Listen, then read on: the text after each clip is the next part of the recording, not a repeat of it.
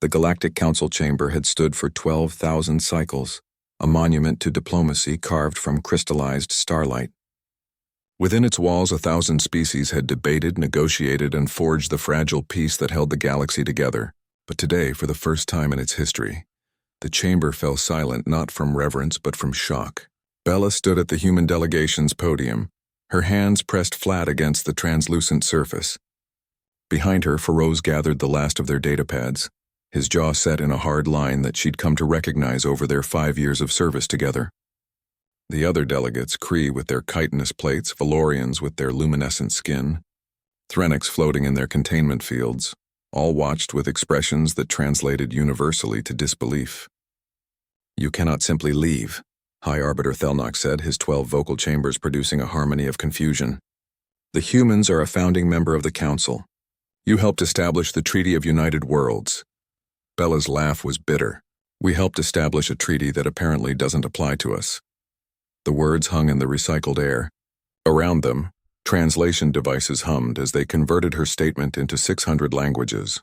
She could see the reactions ripple through the assembly, the Kree's antennae twitching, the Valorians dimming their bioluminescence, the Threnics' containment fields flickering with agitation. Feroz moved to stand beside her, and she drew strength from his presence. They had rehearsed this moment, but nothing could have prepared them for the weight of it. 3 months ago, Feroz began, his voice carrying the controlled fury that had been building since the Kepler incident. The colony on Kepler 442b was attacked. 200,000 human civilians, men, women, children. The Zarn Collective claimed it was a resource dispute. "The matter is under investigation," Thelnox started. "The investigation has been ongoing for 94 days, Bella interrupted. "Do you know what we found when we sent our own investigators? Mass graves. Entire residential sectors reduced to ash. And do you know what the Zarn said when we presented evidence?" She paused, letting the silence build. "They said humans bred too quickly and occupied too much space. They called it population control." A murmur swept through the chamber. The Zarn representative, a hulking creature of scales and cold eyes, remained motionless in its seat. "We brought this to the Council," Feroz continued. "We asked for justice under the treaty that supposedly protects all member species. And what did we receive? A subcommittee, a task force to study the cultural context of the attack." Bella felt her hands trembling and forced them still. "While you studied context, we buried our dead.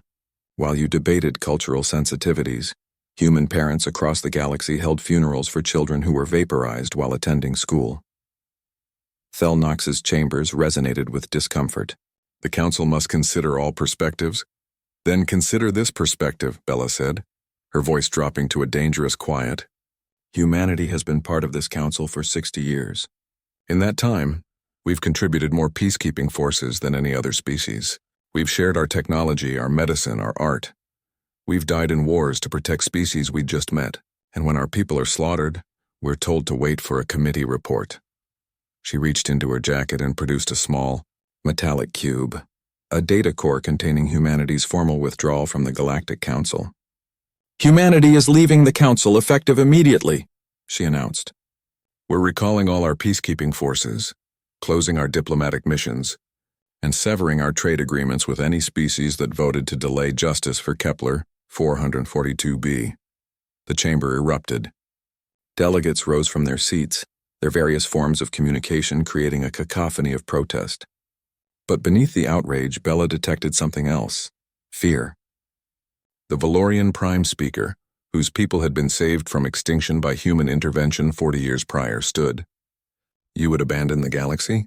Humanity has been our shield, our inspiration. You showed us that a young species could unite under logic and compassion."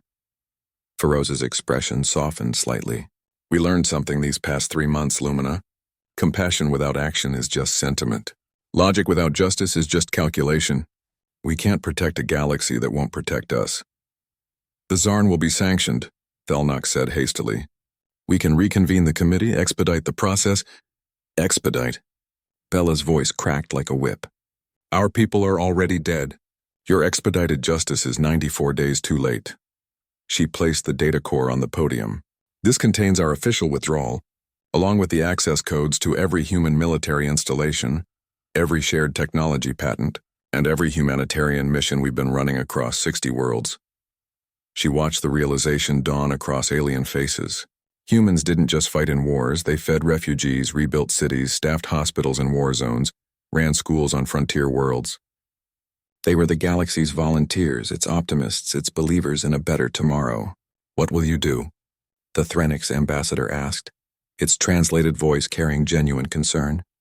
Pharaoh's answered, and his words would be quoted in history texts for centuries to come. "We will return to our worlds. We will mourn our dead, and we will remember that the galaxy we tried to save couldn't be bothered to save us." Bella took one last look at the chamber, the monument to unity that had failed its purpose. When humanity needed the stars, you were silent. Don't be surprised when the stars need humanity, and were nowhere to be found. They turned together, two humans walking away from 12,000 cycles of galactic history. Behind them, the council chamber erupted into chaos. Some delegates shouted for them to return. Others began frantic calculations of what humanity's departure would mean. The Zarn representative smiled, thinking it had won. But in the weeks that followed, as human ships withdrew from 100 war zones and human aid workers abandoned refugee camps, as human technology patents reverted and human-built infrastructure fell silent, the galaxy learned a terrible truth. They had built their peace on human shoulders, and those shoulders were walking away. The stars didn't fall quiet all at once, but one by one as crises emerged and no human ships arrived to help. As plagues spread and no human doctors came to heal, as wars reignited and no human peacekeepers stood between the combatants, the galaxy grew darker, and in that growing darkness 1,000 species finally understood. Humanity had never needed the Council. The Council had needed humanity. By the time they realized their mistake, Bella and Feroz were already home, watching the stars from Earth, wondering if the galaxy would ever deserve a second chance.